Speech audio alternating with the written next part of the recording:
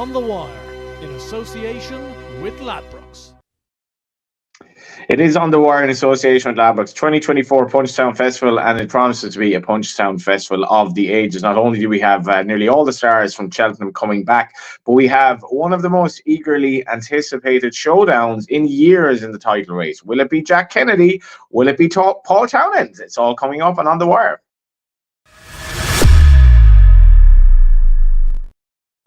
As ever, we're sponsored by Ladbrokes. Ladbrokes is top price on Paul Townend to be the top jockey this year, and its representative is Nicola McGeady. How are you, Nicola? I'm good, Johnny. How are you? I'm very well. I can't wait for Punchestown this year, and that title race, Nicola, is just such an added part of the intrigue. I remember it was only a few weeks ago I was saying Paul Townend was a good thing at 1-3, and now he's not even favourite. I know, it's crazy. We've had a really exciting run of it between the British champion title, and now we've got our own one here in Ireland for the jockey's title. I think a lot of people are surprised Paul isn't favourite. He's even money. Jack Kennedy's 8-11, but it's going to go right down to the wire. Paul is such ammunition for the week, but it's nice to see new names win it. You know, Paul has won it six times, I think, or something like that. I don't think Jack's won it. So now, I'm obviously going to be cheering Paul. He's our ambassador. If you're watching, Paul, I'm all for you, but it would be lovely to see a new name there. Yeah, it's interesting. Well, Mark, Jack had a heavy fall, was it, on Thursday? He had 7 rides on Friday. He'd one winner. It looked like he might have more. But one worrying thing for Paul is that a lot of bumpers and hunter chases next week. That doesn't help your cause at all. Oh, sorry. Sorry. Work away, Nicola. Go ahead, Nicola. No, I was only just going to say, when I talked to Paul during the week, he did say, and I think we got some media coverage, that it's not going to be the end of his season if he doesn't win it. He still has had an incredible season, so maybe Jack is a bit more hunger as well. Well, there's a bit of that with Jack as well, Mark, isn't there? Because he's just had a clear run of it, which is victory in itself. He has, but he didn't start the year on the same par as the rest of the guys. I think he was very quiet during the first 2 months of the season, so with injury, like he is, for me, these are the two top riders in Ireland. Brilliant to have the two of them in with the chance to win the title. As far as the season has gone, I think Paul Townend, you look at the races that he's won, Ireland, England, wherever, it has been, I don't think you'll find any rider has a CV as impressive. If he could wrap it up, I think his maximum grade ones he's won in a season is 22. I think he's 3 or 4 shy of that this time around. Looking at the ammunition he has with your Lossiemouths and Statemans and Ballyburns and so on, I think he'll be able to hit that tally. He'll be exceeded next week, and he had 11 winners, I think, on this week last year. For me, the prices are I'd be having Paul Townend still favourite, as much as I think Paul will win it again. This is Jack's chance. Hard to probably say Jack for the year that's in it, but I think Paul, I think that's a bit of value, to be quite honest, here, even money. And also, Don, we are joined by Donn McClean of Race TV. But also, it's clear that the title battle that Willie Mullins has had, which has obviously implied a lot of horse going over to Britain, has had a bit of a role in the whole thing as well. Yeah, that's had an impact. I think, did he have 18 runners at Ayr? And also, Paul went to Perth on Wednesday last week when Jack was at Punchestown. Jack didn't ride any winners at Punchestown, but no, it's been a fascinating battle. And kind of looking back on it, like Mark was saying there, Jack was actually injured at the start of the season. He was injured. Remember, he missed all of the end of last season, but he also missed the start of this season. Paul had 11 winners on the board before Jack rode his first winner this season. And then, look, it's brilliant that Jack Kennedy has had a run at it this year. He's had, like, his last couple of seasons have been plagued with injury. He's only 25. It's kind of crazy. You think he's been around for so long, but he's only 25. And when Paul, he rode a winner at Clonmel on Thursday last week, and that brought the gap back down to 3. And then you kind of thought, well, Paul Townend, with Punchestown coming up, he's just going to go clear now. But then Jack eked his way back, and now he's 7 ahead. So it's 1-2-2 to 1-1-5. I think they both have enough winners on the board to have won 11 of the last 14 championships. So it shows, as well as the quality that Mark was talking about, the big races that they both won. It's also like the numbers that they've clocked up have been phenomenal. Like, normally you win, you ride more than 100 winners. More often than not, you win the Irish Championship. But now they've got 122 versus 115. They've won all the big races too. And Jack has finished second to Paul in lots of those big races, like in the Gold Cup, the Grand National, Champion Hurdle as well. So and 7 is 7 is around about the right number. Because as Mark said, Paul had 11 winners last year. Jack was injured. The year before, Paul had 9 winners. Jack had 2. So it's exactly a difference of 7. So it's just fascinating.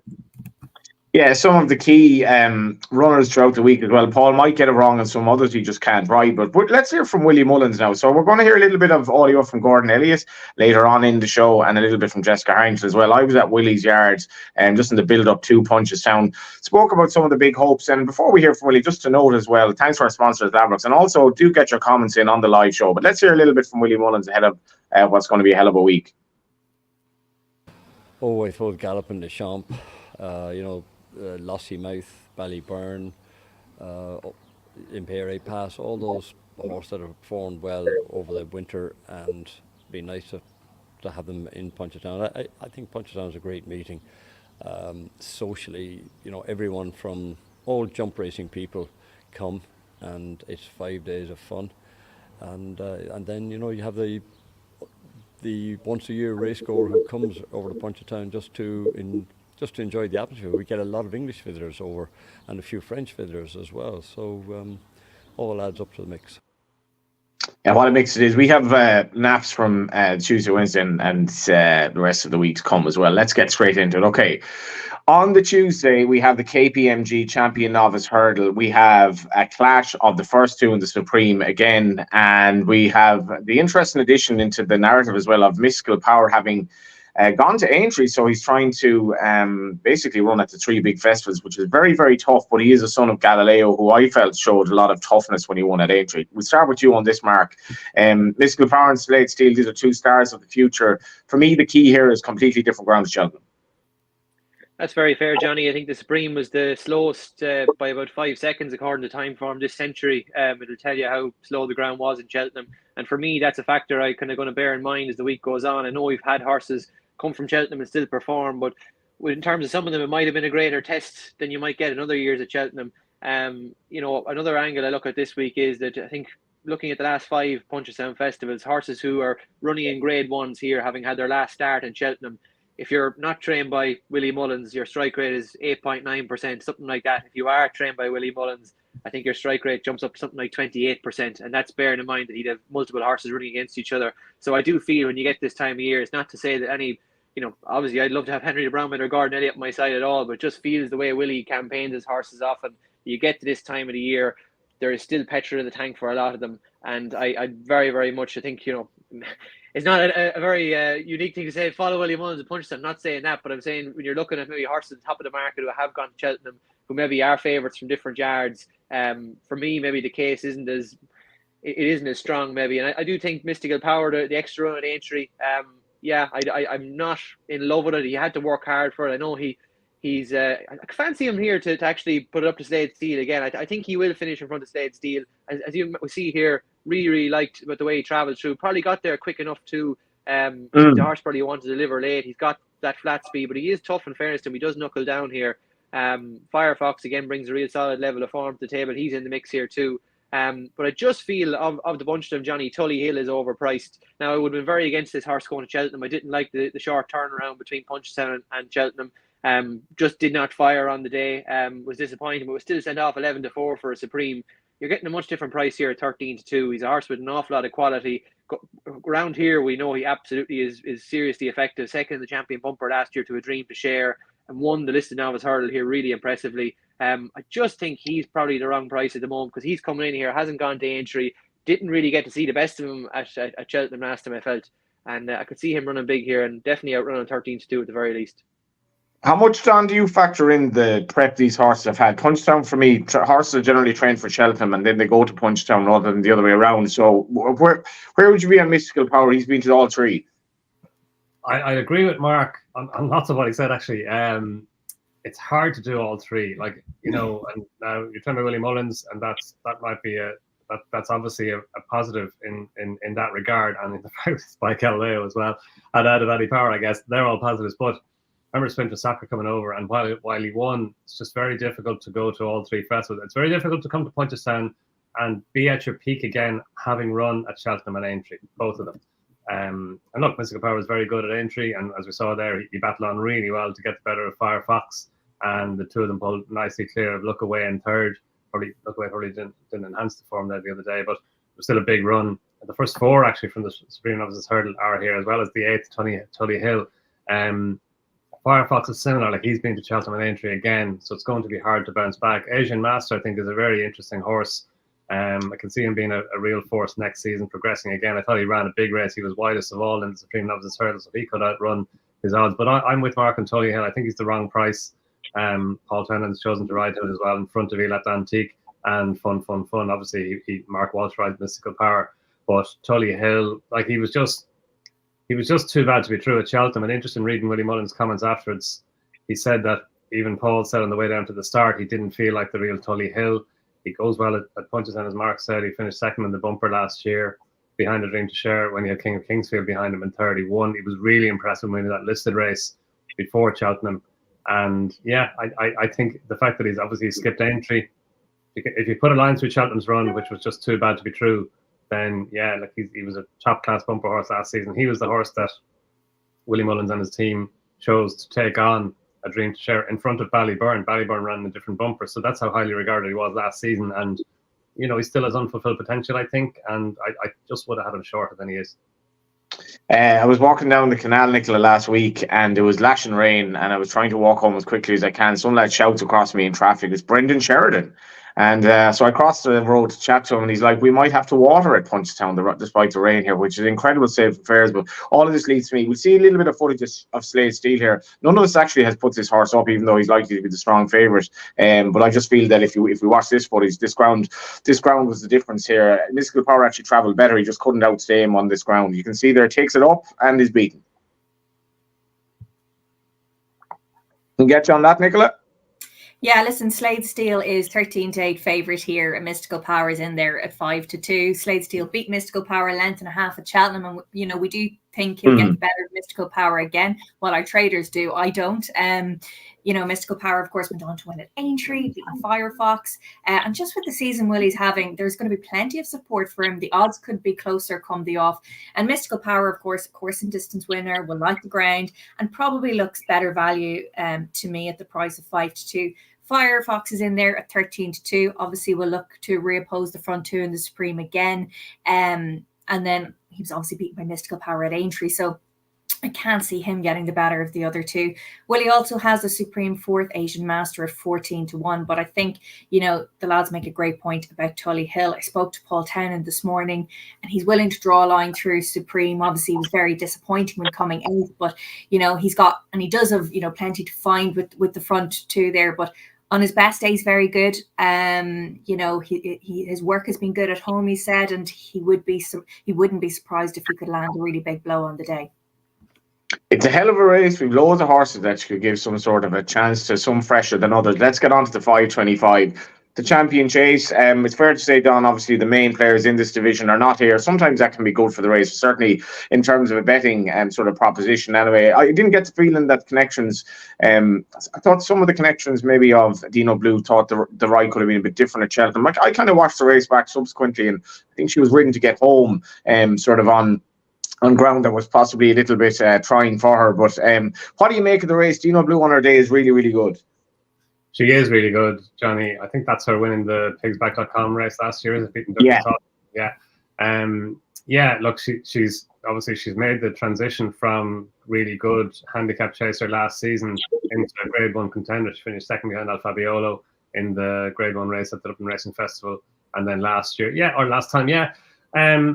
Look, she was stepping up to 2.5 miles with soft ground. Maybe she was ridden a bit conservatively. But I thought Limerick Lace ran out a good winner in the end. I agree with you on that. Yeah, Limerick Lace was. I thought she was the winner and married on the day. But Dino Blue, look, she's talented. She gets the £7 mare's allowance as well. It's kind of strange that she's in front of the Champion Chase winner in the market. It's great that Captain Guinness got his grade win on the board last time, got his Champion Chase win. They fell up the hill though, Don. They were so slow up the hill. I suppose it's easy to see why people are knocking the form. Yeah, but they went very fast early on, Johnny. Yeah. You know, Rachel was very aggressive on Captain Guinness once El Fabiola had departed, and she got the better of Edwardstone, and we saw how tired he was when he fell, and then he ran a big race there the other day, or on Saturday there at Sandown. So, yeah, I think Captain Guinness, I'm not sure that he gets the credit that he deserves, really, Captain Guinness. He's one of those horses people like to take on. But he's a Champion Chase winner. We see it here. It's Gentleman the May in second place. Gentleman the May was ridden very differently to how he's normally ridden.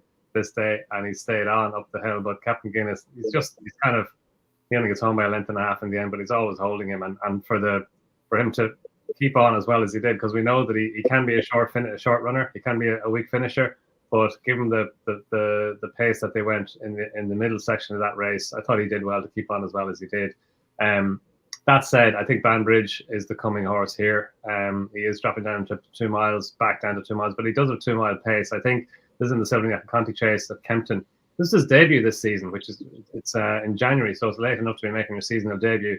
But we know that he's better and better ground. It is 2.5 miles here. He's getting the better of Pic D'Orhy, and Pic D'Orhy came out and enhanced this form at Ascot next time, and the pair of them pulled well clear of the rest. So that was a good, and that was a seasonal debut. It was his first run since last April, when he won the Manifesto Chase at Aintree. So you would expect that he would have come on from that. He was well beaten in the Ryanair Chase last time, but we know that he's a better horse on better ground. I think they probably took a chance with him on the soft ground at Cheltenham. You kind of thought, no, listen to Just for right beforehand, he was kind of way more hopeful than optimistic or than confident. So I think he can allow him that. Back on better ground, back here, which interesting cheek pieces on for the first time. That's interesting, and maybe back down over 2 miles, they put them on just to maybe sharpen him up. But he's a serious jumper. Even his first run, his beginner's chase, he's just so accurate and so fluent over his fences. He does have to step up to get the better of Dino Blue and Captain Guinness, but I think he can. And the ground is key as long as there isn't too much rain around it. I think he's a wee bit overpriced. Yeah, there is a bit of rain forecast, but they're more talking about watering, which it's great to see that after all the rain we've had, that that we're getting nice spring ground by the looks of it. But before we get to Nicola on the odds, and we do have some comments coming in that I'll get to at the end of the Tuesday section. I agree with Donn on this. Banbridge for me each way. He's a horse that probably will be a bit better over further. I think you can pick holes in most of the other horses in this race. I've never been a massive fan of Dino Blue, to be honest. But where's your betting, Mark? I'm actually very strong on Dino Blue, Johnny. I think the fact last season she was able to cope with going Naas, I should say, in February, Cheltenham for a Grand Annual, back to Fairy House, then on to Punchestown again. She can take a sequence of races, and I'd be very much in the camp last time, giving £5 to Limerick Lace over a trip further than she ideally wants. And she was very uneasy in the betting that day as well, through the day. I know she went off 15-8 favourite, but she was fluctuating throughout the afternoon, and I do feel at this level, she's a Grade 1 winner already. Captain Guinness, 0 for 13 in Grade 1s before the Champion Chase, and I certainly wasn't the one to begrudge him winning it there. But I don't. He finished like a slow horse in the Gold Cup up the hill the last. Nobody's going to say it was a vintage Champion Chase, Johnny. Nobody can, and I just feel that the standard there, getting £7 here. I'd be very, very happy with that perspective. Willie, I think he's going for 6 in a row in this race, 9 in total. Banbridge, I can see where you're coming from an each way standpoint. There is a nice shape to the race with the 9 runners. I just think he needs to jump better. You're going to get more ground that's suitable here than was the case in Cheltenham, but I didn't like how he took a cut at his fences. Maybe that was ground related too, but I just think Dino Blue, the package is pretty much solid, and I think 15-8, I think she should be shorter than that. I like her a lot. How are we looking, Nicola? Yeah, it's a really intriguing race because there's not a standout star horse, I don't think. Dino Blue's 15-8, Captain Guinness is 3-1, Banbridge 9-2, Gentle to Me 5-1, and 11-1 bar the rest. I totally agree with Donn in the sense that Captain Guinness just deserves the utmost respect. He's always thereabouts. He comes here after causing a bit of surprise when winning the Champion Chase. Just always seems to be overlooked. The money has been for the favourite, which is Dino Blue, who was second in the Mare's Chase to Limerick Lace, who... he's very much expected to win here. That's where all the money's going. She went down fighting that day at Cheltenham. Her stamina was stretched all the way, and she will really appreciate, I think, the step back and trip here at a course she likes. Another one that I should mention as well, you said Banbridge in there at 9-2, but Paul rides Gentleman to Me, who has a few lengths to find on the Cheltenham form, but he is best in the springtime. Paul said he had a good spin off him behind Dino Blue at Leopardstown, and he was disappointing at the Dublin Racing Festival, so he will have plenty to find to make up with Dino Blue, but he does turn up most days and is a solid performer, so perhaps a little each way one. Thanks very much for those comments so far. Richard Hogan, there's a nice bit of rain overnight. Johnny Moore expected tomorrow. Yeah, that might allay any fears that they need to water. Freedom says I would avoid Tully Hill. We have another one. Mark, on this, will he get the easy lead he needs, Tully Hill? That's a comment from Richard Hogan as well, actually, which I think, what's your take on that? It's definitely a factor. wouldn't be panicked. I think you've got the like Antique. You know, he stays a little bit further, but he tends to take a little bit of time trying to switch him off. King of Kingsfield wants to be switched off. Mystical Power don't want to get there too soon. Asian Master didn't lead in the Supreme. I'd say Slade Steele will want to take a lead. No, I'd say there's enough there that he could. Fun is a front runner there, but she's a grade 1, but she'll be trying to get some black type. Maybe ride a little bit more conservative. No, maybe they won't leave him off loose, but I don't think they're going to look at him as the same dangerous horse that they would look at in the Supreme. I think they're going to be looking around with other horses, bigger threats in the race, and I'm not too concerned in that regard for all the understand where he's coming from. Yeah, Paul Steele has commented about brighter days ahead. We'll get to that later, entering a couple of races later in the week. Onto the Dooley Insurance Group, Champion Novice Chase, 3 miles, 2 here. A lot of the horses that you would want to be here, Don, are here, including, and we'll have a look at him now, Monty Star. I know a horse you're a big fan of. Yeah, look, he's there's nothing not to like about Monty Star. This is him at Punchestown winning his beginner's chase, beating 3-card Bragg, and his jumping that day was really good. He just hunted in behind 3-card Bragg led, and he out-jumped him at pretty much every fence. Rachel was able to just take Monty Star back and fill him up every time he jumped, and jumped well. And I thought he put up a big performance in the Brown Advisory Chase at Cheltenham. He was second behind Factifile. That was only his 3rd ever chase. Like, he's a 7-year-old who's so lightly raced. He's only had 3 runs over hurdles as well, and he's a horse from whom, look, I think we can get excited about him for next season, all going well, that he could just improve enough to take a high rank among the top staying chasers next season. Spillanstar is in here. I think Spillanstar is going to need a little bit of rain if he's going to take his chance.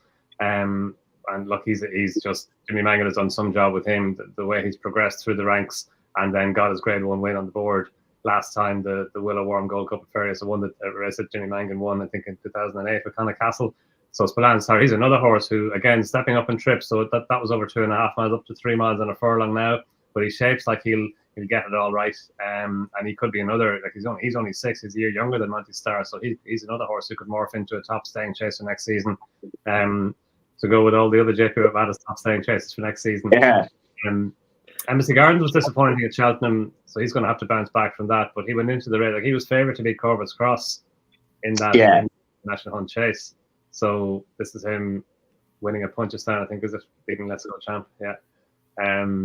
So he's got course form as well. But look, I like Monty Star, Johnny. He's favourite, and so there's nothing really in him at the price. I think that the market probably has him round about right.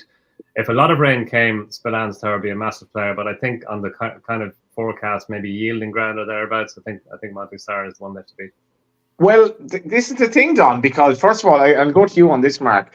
I haven't even mentioned this. We have 3 grade 1s here that all have 8 or 9 runners. So it's lovely each way make-up to all these races. I really felt let Cheltenham down at times, particularly on day 2. But this race, you have, Mark, you have a 1-level Spillane Tower. Maybe he wants a bit of ease in the ground. But on pedigree, the stamina is far from set in stone. And I feel if he stays, I think he'll have too much pace for these, to be honest. What do you make of him? I really like the horse, but I'd be very much in Don's camp on ground. I think you see the best of him when you get a proper ease. And it's interesting, Jimmy Mangan, the original comment when he won the Willow Warm Gold Cup at Fairyhouse was, you won't see him again, he'll be out to grass, that'll be that. Now, I know the weather maybe hasn't been conducive to letting horses out at this time of year. It has been wet, it has still been a bit of frost on the ground at night. It's not been ideal from that perspective. Maybe that's a factor in it. But, you have 3 here at the top of the market, Johnny, rated 150, 150, 150. It's really, really tight. And I think Don, he probably wears Monty Star pajamas, and he's been a fan club from a long, long way out, and he's got this horse very right when I probably didn't see him that way. So I have an utmost respect for him. But Embassy Gardens, I just feel Cheltenham, he's gone there twice, has not acted there twice. I know he's second in a national chase. He's not. He didn't run related to his best form to me in that race. So Corbett's Cross, he obviously goes and does his own thing. He's beaten 2 3/4 lengths by Jerry Calam in the bowl at Aintree, big run. I'm not even reading too much into that. I'm nearly looking at it going, this fella on his best form before, beating Sandrick again really, really readily by 10 lengths before. I think there's more in him, but this is not one of the stronger grade 1 votes for me during the week. And if Monty Star wins, I'd be very, very happy for Don. Yeah, and Intense Raffles obviously was entered. Now, I imagine it's ground with him and the fact that he's a big future. He doesn't go, neither does Corbett's Cross, who obviously took on the big boys the last day at Aintree. But, Nicola, it's a tough race to price. Yeah, it's the kind of race we actually like. It's wide open, and that's what we want to see. It looks a cracker, and you can make a case for 3 or 4 of them. You've already mentioned Brown Advisory second. Monty Star is the favourite at 2-1. It was a really good effort that day, I thought, behind Factifile, and he looks set to give Henry his first win in the race and win himself his first Grade 1 too. As you said, with Splan's Tower, the ground is a worry in there at 9-4, but he's a Grade 1 winner, having won at Ferryhouse last month at the Easter Festival. And I just think he's got a huge talent as well, but I think we'll be watching the weather for that one. Embassy Gardens is 4-1. The leading Willie Mullins charge with Paul Townend on board, so he'll be backed because of that alone. Corbett's Cross was obviously too good for him at Cheltenham, and he was disappointing here last year, but on his best form, he is definitely a player. And then at the very bottom of the betting, you've got Sharjah 25-1, who was a good winner at Ayr last week, actually, but it was a hard enough run, I think, and he'll probably have a few. He's got fans out there. There'll be a few having a little each way, bet him at 25-1, but to turn up after 10 days later carrying top weight, over 3 miles at Ayr, it'll be a tough ask for Sharjah. Yeah, we were nearly at 12:30 here, and we aren't even at the end of day 1. So this is going well, and I have to be out of here in a half an hour. So let's see how we go here. We're going to get our best bets for Tuesday, and me and Nicola actually I see are in a bit of agreement. But my best bet on the Tuesday is Mystical Power, just entirely because of ground and on the track. That's in the 340. Nicola's giving that as well. So we'll get yours, Mark. I'm going to go Dino Blue in the champion chase. I think she'll take a lot of beating. And Donn? I'm against Dino Blue at Banbridge. Yeah, I think it's overpriced. No.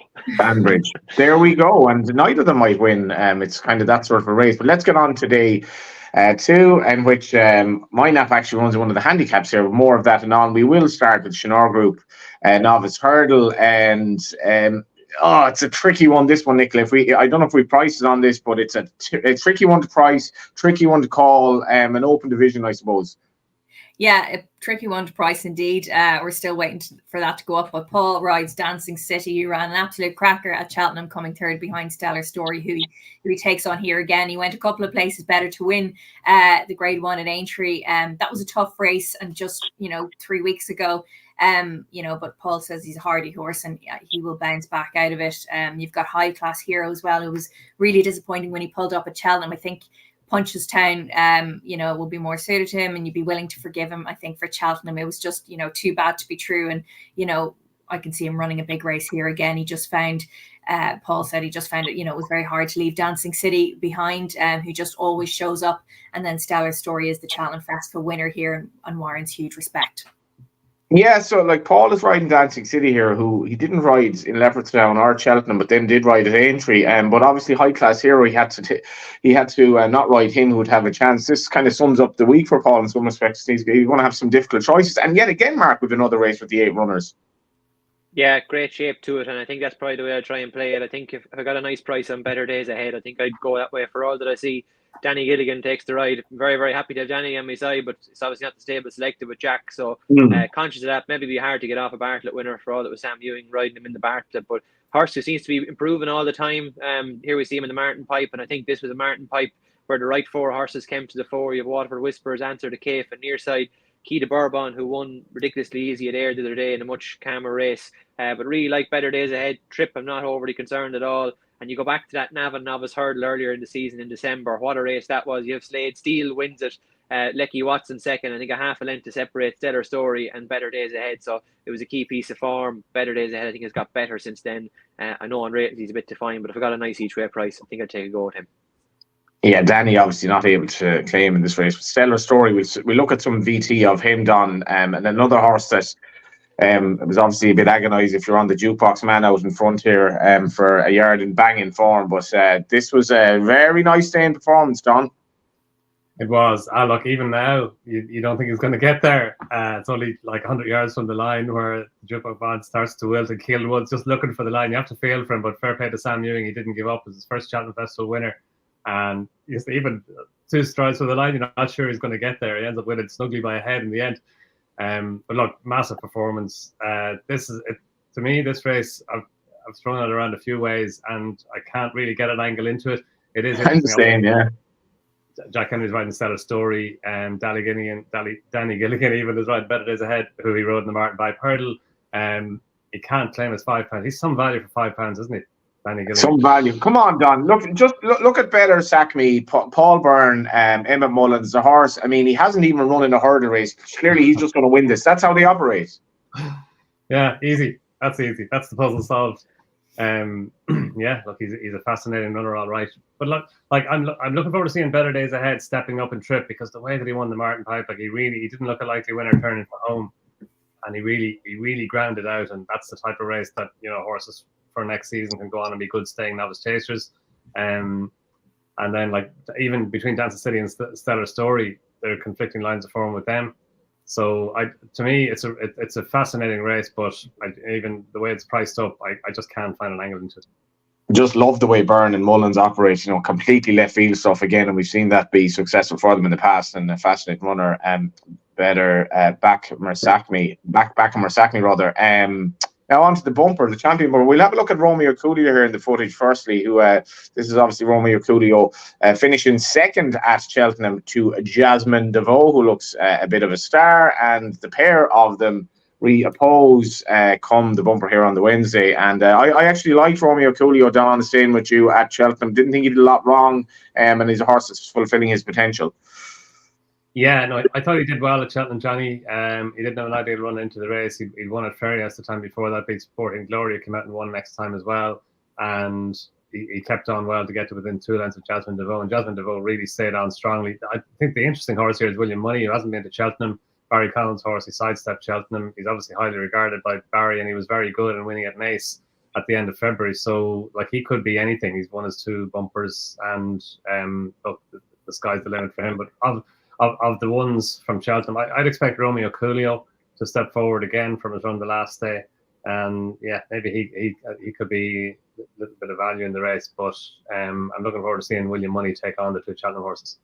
Yeah, William Money, as Don says, well touted by Barry Connell, and another horse well touted is Shuttle Diplomacy. He's my selection of the race. I'm kind of going a little bit on the feel of what he achieved here. Obviously, when he won at Naas, it was he showed maybe more pace. I was at Limerick when he won Subsequently. It was atrocious grounds, and Brian Cooper was saying afterwards that he was kind of working like a Grade 1 horse at the time, and John Gleeson taking the ride for him. What I loved about that day as well, Mark, was that, like, Tom Cooper was like a child after the race. He was that excited, and what it means to a yard that doesn't have that many, good horses. And again, with 12 runners here, this is a banger of a race. That's it, and I think the key point you make there on stable diversity, having winners here, I think that'll be a lovely team during the week. For all that I'm not begrudging Willie Mullins, I think it does help when it's spread out, and I think British trainers as well, we'd love to see them get on the board. But you've got good representation this week, so it'd be nice to see that. Shuttle Diplomacy, no 4-year-olds won this race, thinks it's Hidden Universe in 2010, but very few have tried, and any of the recent ones are big prices, so I wouldn't let that put you off necessarily. My view kind of in this division is that going into Cheltenham, we didn't have an obvious one standout Irish bumper horse that you'd say this is top of the pile and, you know, clear the rest. And I think the Cheltenham bumper play out to that in a certain respect. 2 or 3 came to the fore. I like Romeo Coolio to keep progressing. I think he'll mature, but I do think Redemption Day coming back here, he wasn't eligible to run at Cheltenham. He's probably running in a 700 bumper at Punchestown now, but I think he's a 7-year-old running against majority of younger horses. Really, the way he won at Fairyhouse last time, great to see him back on track. He had missed time before. I just think he's got oodles of class, and he's an out-and-out bumper type who has so much experience for something like this. You know, you can have another debate another day about whether a horse like this should be continuing to be allowed to be running bumpers. But I do think he's a great chance here. Maybe the market will overlook him a little because Patrick has kept the partnership with Jasmine DeVoe. He has kept a partner with Jasmine DeVoe, and this is Jasmine DeVoe winning at Cheltenham. Do you see, Nicola, could Romeo Coolio maybe reverse this form? You know, he's still quite likely to race. He just didn't quite have the turn of foot here. Obviously, better ground again, but it's going to be a banger of a race. Oh, it's going to be a cracking race. I was just actually on Teams to the traders to see if he got me some prices just yet. They're working on it, so haven't got prices yet to make the call, but it's going to be close. Well, let's go straight to footage now. Yeah, he will be fit. Absolutely, yeah. Different ground will be interesting, but I think Romeo Coolio is a horse that's only getting going. Okay, so let's go to the big one, and this is the Ladbrokes Punchestown Gold Cup. There's only one place to start VT-wise here, and this is my lay of the week, Mark Boylan, and maybe this visual will give you some indication why I'm taking on Galopin Des Champs. Given the season he's had, I feel this was a tough race on really testing ground for him. Loose horse who reopposes now to contend with. And you've obviously Jerry Colomb coming home in second, Corey Grambler in third. Maybe it's me, Mark. I just think this might be one race too often. Talk to me. Am I going mad? No, I don't think you're going mad at all, Johnny. I wouldn't go strong enough to say lay of the week when you're dealing with a horse that is absolutely top drawer. But I do think if you're ever going to get a day where he's vulnerable, I think it's going to be here. And I think the prices, I'm going to be a faster slow man as well. Looking at the Cheltenham run again, we're talking about the ground. Timing wise at a race, time form, I think it was only the third time since the turn of the millennium that you've had a race in a Gold Cup go above 7 seconds, 7 minutes I should say, and they were Bobsworth Native River type Gold Cups. This was very similar in terms of ground. They had it down as heavy ground, and I think it was good to soft the previous year. He'd won it. He comes here with an extra run under his girth as well. We had the John Durkin rescheduled this year in a programme shift. It means he has another run under his girth. Saville's Chase, that was a huge effort to put up, that he didn't, let's say, clock last season. I think he obviously Galloping the Champ is as good of a staying chaser we've seen in the modern era, I think, for a long time. He is exceptional, but he was beaten here last year. I know he still ran to a high level, but it was still flat compared to what he showed at Cheltenham, a little bit laboured. Brilliant that he's coming here. I think if he does win, it's going to only elevate him into be able to take a campaign like this, stand up to Everton, and still be a man about it. Fast or Slow had a wind up as well before the Gold Cup. We didn't really get to see whether that could have eked out a little bit of extra improvement as well. Just think of the prices, 8 to 11, 3 to 1.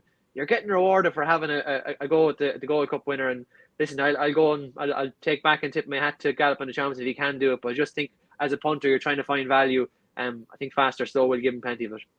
Still be a man about it. I'd like you to say that with Solarina around now. She'd have something to say about that. But I know exactly what you're saying, and we're all for we're not all politically correct on this show. It's racing. We'll say a few things about different characters, and we all love our horses. One horse we do love is Shishkin. We've gotten a couple of comments in here from people on the thread. Sumar, R.I.P. Shishkin, and a couple of other comments as well. Really, really devastating news. I'm massively looking forward to seeing him running this race. He doesn't go, but at the same time, we do have a raider of major note in Corrick Rambler, who I mentioned. And again, Don, we have the 9 runners. Yeah, I know it's desperate about Shishkin, Johnny. Really desperate news. It would have been brilliant to see him over here. He would have added extra spice to this race. But yeah, look, really sad to learn that. On the race, yeah, look, I've often said Fast or Slow should be closer in the market to Galloping the Champ than he is. And often that doesn't play out like that. But I think it's the exact same and very similar to Mark. Like Fast or Slow. Look, I know in last year's race, maybe Galloping the Champ was ridden to take on Brave Man's Game, and maybe then the pair of them kind of set it up for Fast or Slow. But I thought Fast or Slow won the race on merit last year. Going into Cheltenham, we don't know. It's a real shame that he departed when he did before the race had really begun. But in the context of this race, it's a positive because he didn't have that hard a race. Whereas Galloping the Champ did. We know it's hard coming on here after any race, Cheltenham, especially a Gold Cup where you have to dig as deep as Galloping the Champ dug. And look, he's a superstar horse. He's a dual Gold Cup winner. He's great for racing. People know of him outside of racing, and it'll be brilliant to see him doing it again. But Fast or Slow, I just think there's still more to come for him. He goes really well at Punchestown. We know that. He does jump a wee bit to his right. So while he's got good Cheltenham Festival form, he might be a little bit better at Punchestown. And we know now that he stays. Absolutely. Like we probably didn't know last year for sure that he would stay at that grade at Punchestown, but he did stay on, and I thought it was a stamina that won it for him. And coming on here after, he was trained for Cheltenham, obviously he's got ground to make up with Galloping the Champ on the running at Leopardstown as well, at the Dublin Race Festival and the Irish Gold Cup, but not that much. And I think the fact that he didn't have the grueling race that Galloping the Champ had at Cheltenham, that's massively in his favour. There's not that much between them anyway. Like he's beaten him twice. Both times at Punchestown and the John Durkin Chase last and the early part of this season as well. So I think Fast or Slow I think he's got a massive chance. How do we bet, Nicola? Galloping the Champs, 8 to 13 favourite. It's a brilliant renewal of the race. And I totally disagree with the boys. I just think Galloping feels even better than he was last year. The form was boosted with Jerry Colombe went on to win at Aintree. He never looked like he wasn't going to win the Gold Cup this year, and he's just a true star. And I think he's had enough time to recharge the batteries. I just can't see past him. He sets the standard. I think he's better than last year, so he's 8 to 13. Of course, I can see that 100 to 30 fast or slow, it certainly will be appealing to people, given he has beaten him before and here at Punchestown as well. So yeah, it's definitely an exciting renewal. Korak Rambler, we cannot leave out, is in there at 10 to 1, and we'll have some supporters conflated as 12 to 1, Hewick 14 to 1. It's a cracking race, and delighted to be sponsoring it again. Yeah, Ladbrokes sponsors the big one on Wednesday. Let's get our big bets on Wednesday. And I will start with mine running in the handicap hurdle. Under Philip Burns for Dad, Charles, that's Walkaway Harry, was a winner at the festival last year and slots into handicaps now with a tongue tie on for the first time. And the ground having come right for him. So Walkaway Harry is my nap on Wednesday. What about you, Mark Boylan? I like Answer the Cafe in the Connolly's Red Mills auction series final at 3:05. We saw the tip there in fourth in the Martin Pipe, ran a Belton race. Slight concern for me would be that he likes a little more ease in the ground than we might have, and he's been on the go since middle October, end of October. They're the two negatives, but the positive is a lot of these don't count in here. They're not of his level. Top weight, John Shinnick though can claim 7, knows him really, really well. Just think he is the class act of this race. Really good pot, 75 grand on the table. And Terence O'Brien can match his best ever season, I think, with this winner, hopefully. Nicola, your nap? Well, I'm going to stick with the Ladbrokes Punchestown Gold Cup. It's pretty obvious that I really love Galloping Deschamps, so I'm going to stick with him. And Donn? Fast or slow against Galloping Deschamps. It's nice. We have a nice little bit of a rivalry and opposition. We're going to get on to some of the later races in the week now shortly on The Wire. Yeah, so Irish Point and Teopo are among those big ones for Gordon Elliott. I actually had a little chat with him at Downpatrick. He was in great form winning the big race on Friday, and he spoke about some of his runners. The ground is in beautiful condition. Look, we've loads of chances. If you start naming one, we're picking one or the other. Obviously looking forward to Teopo, Irish Point, Firefox, Romeo Cooley and the bumper. I've done loads of others. Teopo is talking to Barry Garrity yesterday. This horse isn't ground dependent. What do you think of him in terms of his ground? He'd be brilliant at Cheltenham, obviously. I'm not worried. He's a good horse. Irish Point? He's in good form. I think we're going to run him in the 2 mile race. What's his best trip, do you think? 2.5 maybe, or is he so versatile? He's probably a little bit better over further, but I mean, if we don't run Statement, only have to hack around. So there's nothing to be snubbed at to finish second to him again. We have a couple of lengths to find on him, and we'll give it a go again. It's a class festival, isn't it? It's a great festival. If it's a few better horses, it'd be better. But listen, it's a great meeting. As I said, I was there this morning. The condition of the track is second to none, and we can't wait to get there on Tuesday. Yeah, that's Gordon Elliott, and we'll mention Teopo shortly. Before that, it looks like we might have Gaelic Warrior, Blood Destiny, Mr. Policeman, Lilette Tom, all trained by Willie Mullins in the Barbestown Castle Novice Chase. This is going to be a hell of a race, Don. Yeah, look, it'd be great if they do take each other on, and they're representing 3 different owners, 4 horses. So it's great that Willie Mullins does allow his horses to take each other on. We've seen it all the way through the season in these Grade 1 races, and they don't know going into the race. We saw the Dublin Racing Festival. It's not always the chosen one that comes out on top. Ilete Tom was very good at Aintree, even though his jumping still leaves a wee bit to be desired. But he's been to Cheltenham and to Aintree, so that's probably not in his favour. This is Gaelic Warrior obviously winning at Cheltenham when I thought he'd go right, and he didn't really go right at all. He was very, very good, wasn't he? He was as straight as he's ever been. But you still think that going back to Punchestown is going to suit him even better. Look, he's a long odds on shot, but he deserves to be a long odds on shot. I think Blood Destiny back at 2 miles, that's probably his trip. His couple of runs against Spillans Tower over 2.5, just shaped like a horse would be better over 2. So I think that's the right trip for him. And Mr. Policeman, like he did threaten to be a very, very good horse at the start of the season. He has won his last 2. He won the Grade 3 at Thurles last time, the Pierce Maloney chase. So maybe he can start fulfilling his potential that he had and the regard in which he was held at the start of the season. But it's Gaelic Warriors to lose for me.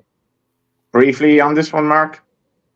Won't keep you. I think Gaelic Warrior will win, but there might be a bit of each way value there. I don't know if Ladbrokes have priced this one, but I have seen 16 to 1 Hercule Desai and a firm going 3 places. This is 9 entries at the minute. I don't even think they'll have the full 9, and I could see him going off a lot shorter. Didn't jump well enough at entry, entitled to sharp enough from a long layoff. I think Gaelic Warrior will be very hard to beat, but I think Hercule Desai he'll be placed in 16s. Bring in on that, Nicola, into the Ladbrokes Champion Stayers Hurdle as well, if you want to comment on it, because Hard to know what to read into Gordon there. He was quite brief when asked about Tioppo, but as I said, I was talking to Barry Garrity last week. Doesn't think there's having ridden this horse before at home. He said he's not a ground thing with him, and he was brilliant at Cheltenham. I'm just not entirely sure what to make him on this ground myself. Yeah, we make Tioppo 5-6, so the odds-on favourite here. I do think he should take the beating in the race after he won the Stairs Hurdle at Cheltenham. You know, he was on a bit of a redemption mission that day, and he lived up to the hopes and expectations. And he did come fourth in the race last year behind Classical Dream, Asterion Furlong, Sire de Burle, but I do think he comes here in better shape, and there'll be plenty of confidence around him, and Connections will be hoping as well that the ground doesn't dry out too much. You've got Irish Point 11-4, but I'm not sure he's going here. Home by the Lees 8-1. Buddy One's 10-1. Sire de Burle's in there at 10-1 as well. Yeah, it's simple as this, Don, really, isn't it? Because this horse has been lightly raced. Tioppo, if this ground is fine for him, he just wins this, doesn't he? Yeah. Yeah, look, it's fair play to Rob Kerr and Gordon Elliott for leaving him off for as long as they did. Right from winning the Hatton's Grace Hurdle to the Stairs Hurdle. He's a better horse. He's at his best when he's fresh.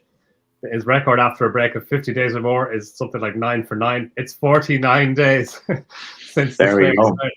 So maybe that's a factor. I don't know. But look, as you say, he's had a light campaign. You saw him there at Cheltenham. He's very, very good. Is he as good on better ground as he is on soft ground? We're not sure, because all his really good form is on soft ground, but there have been other factors at play as well, as in he wasn't when he performed below his best. It was that he wasn't a fresh horse, where he's a fresh horse now. It's only his second run back since December, so he is fresh going into this. I think Buddy One is interesting though. Paul Gilligan's horse. He's been to Cheltenham in entry, and that's not in his favour, but he's a horse who takes his racing really well. He was a top class handicapper last season. He finished third in the Martin Pipe Hurdle and ran really well at entry as well. And this season, he's really made the step up into Grade 1 company. We saw him in the Stairs Hurdle areas towards the far side in the pale colours and that footage that we saw. And he'd run really well up to that point. That was his first run back since December as well. And then he went to entry and he finished second behind Strong Leader in the Liverpool Hurdle. And Strong Leader, Ollie Murphy's horse, he was targeted at that race. He's a Liverpool horse, got very good form at Liverpool. And he only gave best to him on the run-in, and he kind of moved to the front about 3 out, which was early enough at entry. It's a long old run from there to home. So I thought he ran a big race at entry. And it looks like Irish Point isn't going to run here, as Gordon said there. He's probably going to take on Stateman in the Champion Hurdle. But I thought Buddy One, if he comes on here, I thought Ladbrokes 10-1 about him was big enough. Yeah, he's an interesting runner. I kind of agree with Don on that. I think the ground certainly be a factor. We have a little bit of footage of Sire de Burle briefly, Mark, that we can look at. He's obviously a horse who's not getting any younger, 12 years of age, but definitely not without a chance. Yeah, I'm glad you're coming to me on him. I think he's a great price. I really, really do think he's going to run big here. I was gutted to see he was taken out of entry at the 11th hour. I thought he really would have won the Liverpool Hurdle, to be honest. And I promise you, Johnny, it's not my thing to go tipping 12-year-olds for Grade 1s, but this division is just a little bit different, I suppose, when you've seen some of the characters that have come to the fore. Tioppo, for me, very similar to last year. You know, he got his ground at Cheltenham, probably should have won the Stairs, and then came here and ran below par. Why would it be different this year at even money? I'm not so sure. Sire de Burle finished ahead of him. Sire de Burle, you know, the comment I suppose that Gordon made at the pre-Cheltenham morning was that he is really difficult to get fit until the sun comes out in the spring. We've got a little bit of turn of that. He said you really have to ride him out twice a day and swim him twice a day to keep the weight off him. Sounds a bit like me probably, if you're that type of regime, to get me into shape to run something like this. But no, look at it. I really think at the prices, he's an old boy. There's no secrets there with him. But ground will be coming okay for him as well. Yeah, could see a really big run from Sire de Burle. Yeah, we'll stick with the lightly raced and effervescent Mark Boylan for this race, because the next race we're looking at is the Champion Hurdle. Stateman taking on his old rival Irish Point. We'll see footage here from Cheltenham. I'd actually love to see Irish Point step up and trip, but as Gordon was saying there, Mark, you know, it's a virtual walkover for Stateman if he doesn't run. Plenty of prize money. Obviously, I don't know, can anyone make any sort of a case that he's going to reverse the form here? But he didn't exactly disgrace himself at Cheltenham Irish Point. No, he didn't, and I'm just not convinced that even Stateman's favourite track is Cheltenham. For all he's running 2 different tracks and he's won there. I'm not convinced this is where you get to see the very best of him. Punchestown, we know that suits him down to the ground. Not saying he's a Hurricane Fly level, but that's a Hurricane Fly comparison. We didn't get to see him at his best at Cheltenham, and he still won 2 Champion Hurdles. I struggle to see any reason, Johnny, why it should be turned around. Really, 2 lovely horses, 2 proper horses, but Stateman is the best of them at this point in time. Don? No, Stateman. It's hard to see. Yeah, look, it's a race for watching for me, Johnny. I suppose the only race of the week, Nicola, where we're probably guaranteed a pretty small field, but who knows? Yeah, I mean, I just think this is going to be very straightforward for State Man. He'll be very short price favourite, probably around the 1 to 3 mark, like Gaelic Warrior, and no reason why Irish Point will get the better of him. Yeah, plenty making the point that Stephen wasn't probably at his best again at Cheltenham. That may be true. Let's get on to the Alana Holmes Champion Novice Hurdle on the Friday.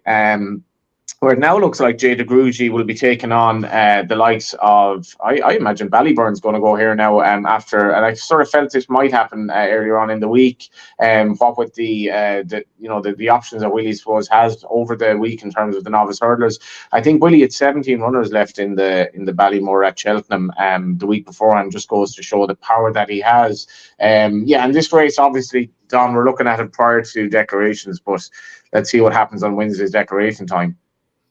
Yeah, look, Willie's won the last 3 renewals of it. It's kind of it's the 2.5 mile novices hurdle. Like, we've got the 2 mile and the 3 mile race. There's the 2.5 mile one. And look, Ballyburn, he won the Neptune, or the Baron Bingham, the Gallagher at Cheltenham. And he was all the talk beforehand. He was all the talk afterwards. He couldn't have done much more than he did. Well, probably wasn't the strongest renewal of that race ever, but he couldn't have done any more than he did. And 2.5 miles is a good trip for him. So it's going to be interesting to see what takes him on. If Brighter Days Ahead takes him on, that would be really interesting. Like, she's just on how good she could be. She was very good at Aintree when she had things in her favour. Things didn't go her way at Cheltenham.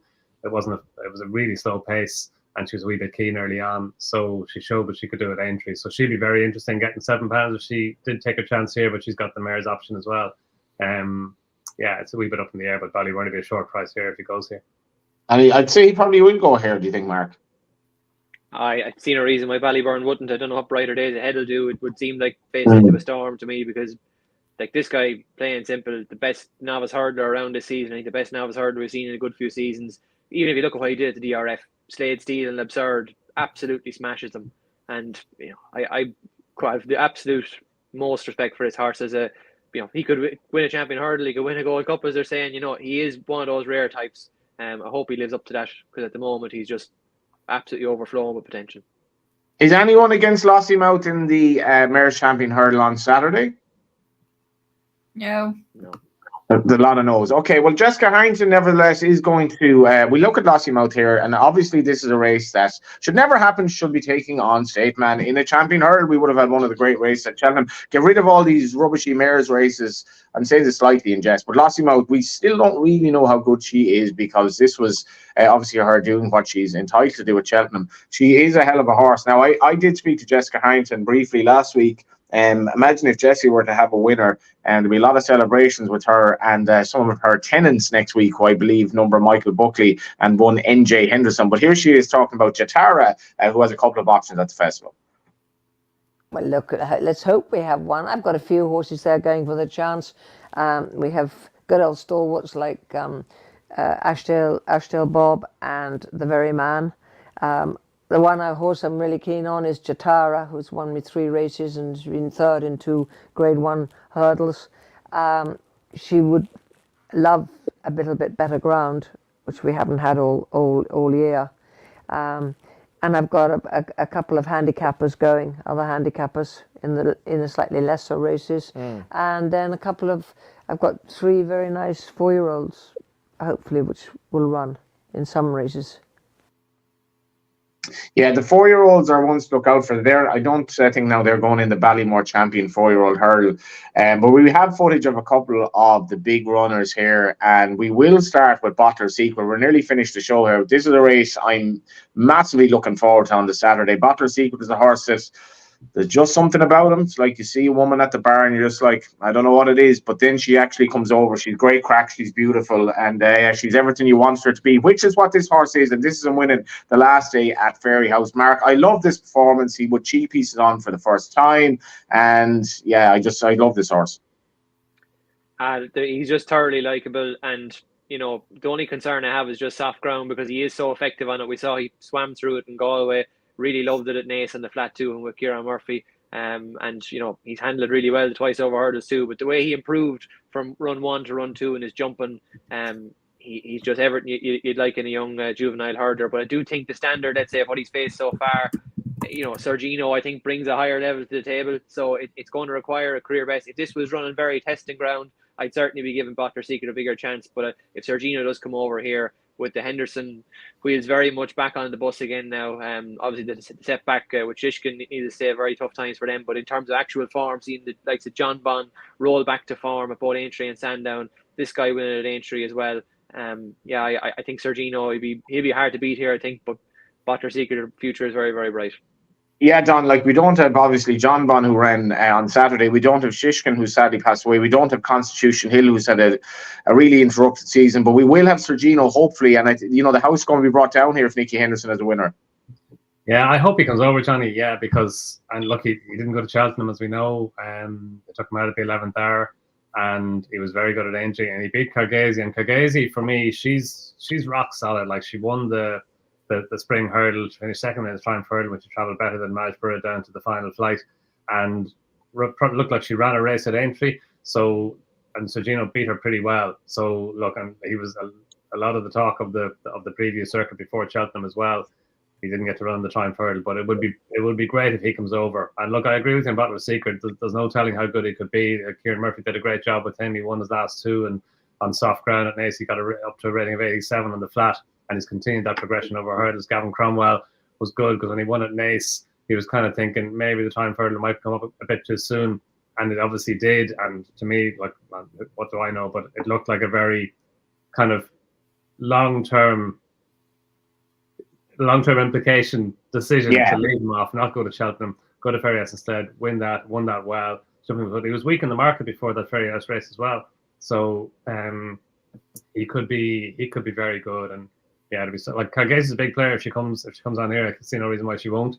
But she does have the Cheltenham Aintree thing to overcome as well.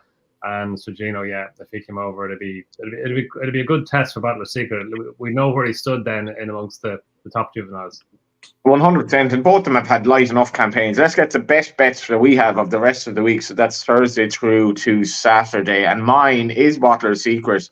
Obviously, a little bit of a caveat here. We don't really know what's running sort of later on in the week, but I do like this horse a lot, and I'd be inclined to look at a Manti post as well, because I wouldn't be sure Sergino will come over. Mark, what's your best bet of the last 3 days? We mentioned him in a race earlier. He's in a couple of grade ones, but I really hope that Mr. Policeman instead runs on Friday in the MS Copiers Novice Handicap Chase. It's at 4:15. Willie Mullins in this race, if you go back through the Roll of Honour, he just tends to win it with quite classy young novices who are off decent, the top end of the handicap. Let's say you have your Avon 2s 11.8, Kenboy 11.10, Real Steel 11.10, Asterion Phalange 11.10, Kilcrut last year 11.12. I think he's won 7 of the last 8 runnings of this race, Willie. And I just think Mr. Policeman, I think you could actually, this could be the circumstance where if you get him up in trip to this 2.5 distance, get him into a handicap setting, I think you could actually, maybe this might be the thing that brings out what they seem to see shows at home. Because in small field novice races, we haven't always got to see the level of potential they believe he has. But this setting might just do it, and it's a good pot to go for. And when Gaelic Warriors run in a grade 1 that he has an entry for, maybe they let him go there and let Mr. Policeman have a crack at the Friday option at 4:15. Thanks a million, Mark. Yeah, we've given earlier selections as well for the Tuesday and Wednesday. You can watch the show back by all means. Don, what do you like on the last 3 days?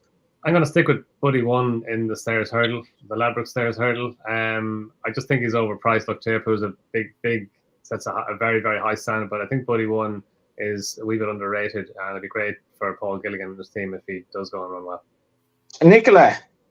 I'm going to stick with our other sponsored race, the Ladbrokes Champion Stairs Hurdle. Like Don, I'm going to play it a little bit safer than Don, though, and stick with Teapu. Well, thanks a million to all the guys and Ladbrokes for sponsorship, and Ladbrokes obviously involved in one of the real key big races of the week. We can't wait. Thanks to Donn McClean, Nicola, McGeady, Mark Boylan, who you can read in the Irish Field. And it's a hell of a week. If you're going to Punchestown, enjoy it. It's kind of a feeling of an end of the season thing, but loads and loads of races with big fields, relatively big fields this season, and nice drying ground, completely different to Cheltenham. Maybe we'll have Sergino into the bargain to look forward to on Saturday. Best of luck. On the Wire, in association with Ladbrokes.